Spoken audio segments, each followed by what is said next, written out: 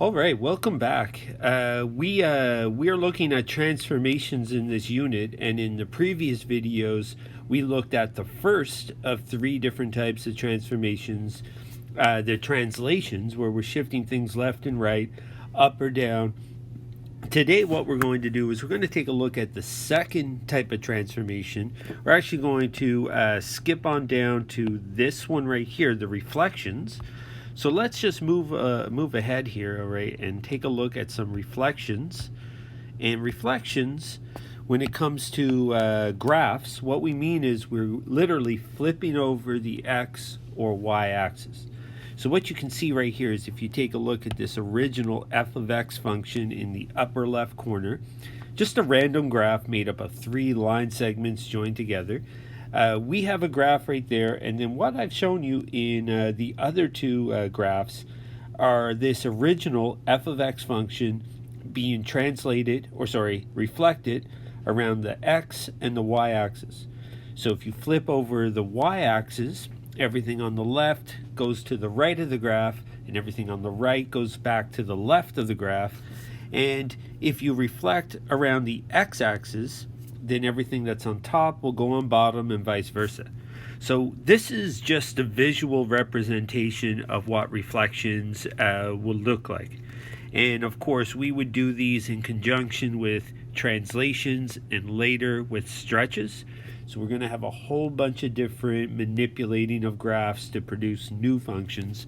What I'm going to do right here is notice in this example right here, okay, we don't actually have anything to work out here. I just want you to kind of see that we have an original f of x function in blue and a new one in red, and basically the new function in red is a reflection around the y-axis of the original f of x function. So you can see that when you flip things over the y-axis, what happens is the y values don't actually change.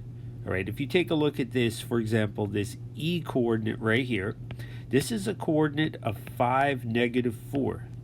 And then its corresponding point on the other side, on the left side of the graph, this would be a -5, -4.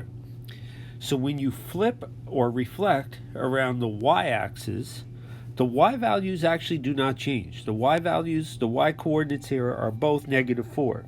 What changes is the x coordinate goes from a positive to a negative or vice versa.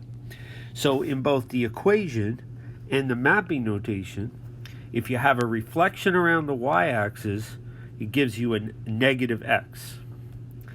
And then vice versa right here, okay, you can see right here that if you reflect around the x-axis, for example, you have a point here that's 5, -4, and its corresponding point here is 5, +4. When you flip around the x-axis, you change the value of the y coordinate. The y coordinate goes from a positive to a negative or vice versa. So when you reflect around the x-axis, it is the y values in both the mapping notation and the equation that change.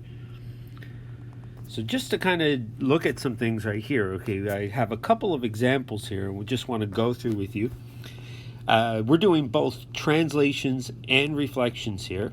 So x plus 2 in the equation, x minus 2 in the mapping. There's a -3 at the end, which we'll keep. And notice that it's in the equation, it's not the x that's negative, it's the y. So we maintain that right here. And what that means is for a reflection, we have a reflection around the x-axis. If your y values change, then it flips around the x-axis. And then all the other things that we looked at, the horizontal and vertical translations, remain the same. Vertical translation is 3 units down, and the horizontal translation is 2 units left. That hasn't changed. Let's look at the second equation. And what we have here is we have an equation again. This becomes an x -4 from a +4. Y +1 stays the same. And notice that the negative this time is on the x in the equation. So it stays a negative on the x in the mapping notation. But that means there's a reflection around the y-axis. And of course, the horizontal and vertical translations are the same. We have 1 unit up and 4 units left.